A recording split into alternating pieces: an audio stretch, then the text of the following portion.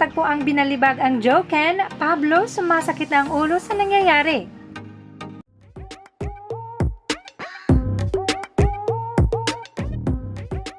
Ito na talaga ang trademark ng SB19 when it comes to promoting their solo songs, mauuna talaga ang Pandudog Show. Kung nauna si Pablo na ibinalibag ni Stell, ngayon naman ay ang Joken.